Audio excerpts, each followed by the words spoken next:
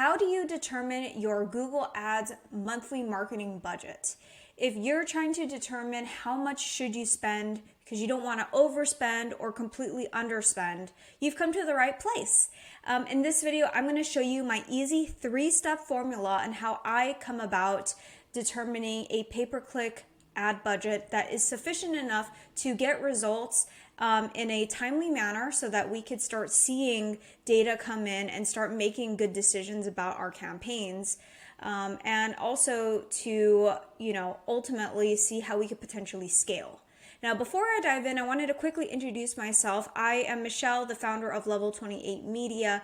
If you are interested in pay-per-click management services, feel free to check out the description below with a link to the contact form, and you can go ahead and sign up for a free consultation, and I'd love to connect with you and see how I could help you with your Google Ads pay-per-click marketing.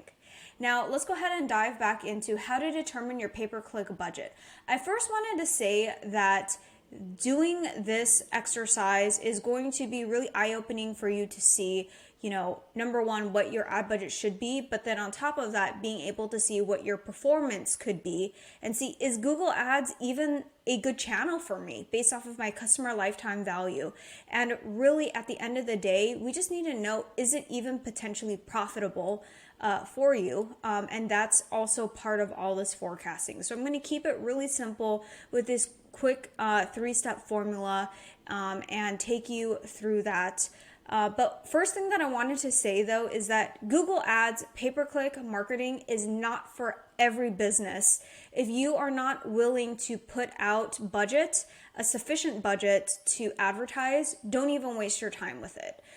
Because if you are just putting a little bit of budget, hoping that you could start seeing results and then eventually you'll be able to scale by 10 times. It rarely ever happens that way. Usually you need to start with a sufficient budget and then scale from there. You can't necessarily start with a $50 a day budget and necessarily expect to see results, depending on the industry that you're in, of course. Some industries where there's not as much competition, you don't have to worry as much about it. But let me go ahead and take you through and just wanted to make sure that I explained that it's not necessarily for everyone, because if you don't have if you're not funding enough when it comes to Google Ads, it's pretty much like you're driving a car, on empty with, barely any gas in there, and you're just hoping you're going to get somewhere. But, hoping that if you put $5 in your gas tank and you'll be able to fill it up just by a little bit, hoping that you'll be able to get to your destination, that's not necessarily how it works. You need a sufficient amount of gas to get to a destination. And in this case with Google, you need a sufficient amount of budget. So I'm going to take you through it right now. The first step here when it comes to the formula is the keyword research. You need to use the Google Keyword Planner in order to come up with all the keywords. The first thing that I would do is put together a list of the most popular keywords or keywords that you would like to bid on. And then within Google Ads, select the Keyword Planner, select the location in which you'd like to target. Unfortunately, you cannot do radius settings within the Google Keyword Planner. You can only do it by city, state, and country. There might be other ways, but in terms of what I'm familiar with, you can't get as granular as radius targeting. Once you have the list of keyword ideas as well as the average monthly searches within Google, they will also provide you right here. This is where the golden columns are. Top of page bid and top of page bid low, top of page bid high. So these are the bid estimates for these keywords that you've done your research on, that you would like to bid on within your specific area, of course. And then from there, what I would do is take an average across the board, because ideally, you're not going to go after the most expensive keywords, but you're not going to go after the cheapest keywords. So typically what I'll do is I'll err on the side of somewhere in the middle across the board. And let's say here, I'm just kind of eyeballing it. It's looking like somewhere in the middle of this, from this screenshot, would be, I don't know, like, $3 to, $4 or even less. Let's just say $3. But, some of these could be even lower. But you need to come up with an average cost per click. And the average cost per click is going to come from this. You can even get very granular and take these numbers and then just do the average, across all of these and then come up with that. So that's step 2, is coming up with your average cost per click. You need to know how much it's going to cost in your area. What is the fee that you're going to be paying on average? Sometimes it's going to be a lot higher, sometimes it's going to be a lot lower, but we need to find an average range so that we know how much you can actually how much you'll need in order to be competitive in this space. And unfortunately, you have no control over the average cost per click to be competitive. That's just the nature of the industry. That's just the nature of Google Ads based off of the competition. So you will have no control over that. It's just based off of the market and based off of how competitive the market really is. So that's step 2. So let's just say that you went to the keyword planner, you entered your details for the keywords, and then you have top of page bid low, top of page bid high, and you've come up with your average cost per click. Now keep this number, write it down, because next you are going to do a little bit of math. I'm going to take you into this next section here, which is step 3. And it's simple math. But before we dive into the simple math, I need you to understand and answer the following questions. You might not know the answer to these questions, so I can kind of guide you, but you need to start thinking about these questions. How many leads do you want per month? Now, sometimes when I ask clients this, it's just kind of like that arbitrary answer of, oh, as many as possible. Okay. That's not helpful, but, we'll do what we can with that. How many clicks do you want per day?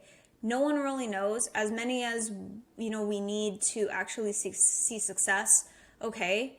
The next questions you'll have to answer are, what's your website conversion rate? If you don't know this, just assume that it's a 3%. Sometimes it could be a lot lower. Sometimes it could be a lot higher. 3% is what I typically see if you're sending traffic to your main website. But depending on how bad your website is set up, it could be a lot lower. Will you be using a landing page? If you're using a landing page and you are in a niche where using landing page funnels is ideal, then if your landing page is optimized, then you can assume a 10% conversion rate. Now keep these numbers in mind. And then on top of that, what is your close rate? If you don't know, just assume 20%. And I know that you might be thinking 20% is really, really, really low. But in actuality, a lot of business owners think that their close rates are a lot higher than they really are until they start really digging in. So I'm just trying to be extra conservative in this forecast here. So you might not know the answers to number 1 or number 2, and that's okay. But for these, I want you to start making assumptions of what your website conversion rate would be, what your landing page conversion rate would be, if you are going to use a landing page, and what your close rate would be. If you don't know, then use what I have here. Next, I'm going to take you through a live example. And this is actually for a bankruptcy lawyer here. So just to show you, industry, we're targeting bankruptcy law, targeting Los Angeles County. Assuming that we've got an average cost per click of $18, and this came from the Google Keyword Planner, assuming that I went all the way here, the Keyword Planner, did a bunch of research, came up with a bunch of estimates, and then did the average of that and came up with about $18 with that. That's what I put over here. That's how I got that number. Average conversion rate, I just pulled it from what I have here for the assumptions. Average conversion rate, I put 10%. So this is the rate at which you will convert the clicks into leads or conversions. And then next will be average closing rate is 20%. So assuming that your average closing rate is 20%, put that here. Customer lifetime value, the average value of a case. If your customers return often, then this number would be then you would want to calculate your overall lifetime value. But with a bankruptcy attorney, the likelihood of someone coming back can be rare. It does happen, but we're just assuming customer lifetime value of $2,500. So these are assumptions, right? This is not an assumption. You should know this number. And if you don't, you need to go calculate it like ASAP. The average conversion rate and closing rate, these are more assumptions, unless you actually are tracking your closing rate and you know how much out of every 10 leads you get, how many you can actually close, assuming that they're coming from warm traffic and they're not like referral leads. Now, once you have all of this information, this is where the simple math comes in. Assume you want to get at least 10 clicks a day. Then you will need at least $180 per day in Google Ads. So the way that I got this was 10 times 18, because that was our average cost per click. This number is kind of an arbitrary number too, but typically I like to assume that I'm going to be getting 10 clicks a day. Anything less than 10 clicks a day is too little with Google Ads. If you cannot afford at least 10 clicks a day, you probably shouldn't even be doing Google Ads, because then you're not going to be collecting enough data to really make it worthwhile. So I try to aim to get at least 10 clicks a day if we're more on a shoestring budget. Then I'll take that 10 clicks a day best practice, or what I would aim for, multiply that by average cost per click. I come out with $180. That's how much I need to be spending per day in order to be getting 10 clicks, 10 clicks a day.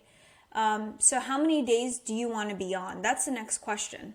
If you want to be on all days of the month, that's 30 days. So you're going to have to take 180. So this is how much you need to spend per day times 30. So that's 5,400. So this is how much you need to be spending per month. Okay. Now, once you have this $5,400 budget per month, let's go ahead and do some performance forecasting. So this is how much budget you should be spending. This is how much budget you should be spending based off of the assumptions that we have here with the average cost per click and how many clicks you need to be getting per day, or in order to even make this worthwhile. Next, let's do some performance forecasting. With a $5,400 budget, we're gonna divide that by $18 a click. So then that means we're only gonna be able to get 300 clicks per month, okay? So once we get 300 clicks per month, then we're also going to take that and multiply it by a 10% conversion rate. This is the rate at which we convert clicks into leads. So then we get 300 times 0.1, and that's 30 leads. Then we get 30 leads times 0.2. This is our assumed conversion rate. This is a 0.2. So we'll have 6 retained clients based off of this projection. So 6 retained clients times a $2,500 customer lifetime value, that's $15,000 worth of projected revenue.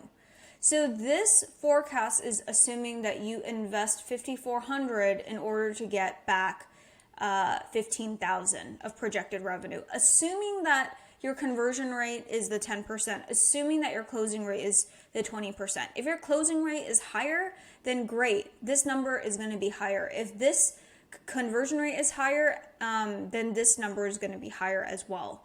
So these are very conservative estimates, and this is just to show you an example of how I would go about doing forecasting. There's no right way to go about it necessarily, like only one right way. There's many ways to go about forecasting based off of, if you have a specific lead goal or lead target, then you'd have to do a little bit of backwards math. So that's why I was asking, how many leads do you want per month? Then you can do a little backwards math to figure out how much you would need for that. But I'm just trying to keep things simple. If you don't know how many leads you want and you're just trying to dip your toes into Google Ads, I'd say that you should be aiming for at least 10 clicks a day and at least be on 5 days a week. But that's what I would recommend in order to go about, setting up your Google Ads budget and how much you should be spending. Now, if you have any questions about this tutorial and how I went about doing this with this formula, then go ahead and drop a question in the comments below. I'm happy to answer them. If you found this video helpful, I'd love it if you can give it a thumbs up, as well as please subscribe to this channel. I post videos about Google Ads every week, and I look forward to seeing you in the next one.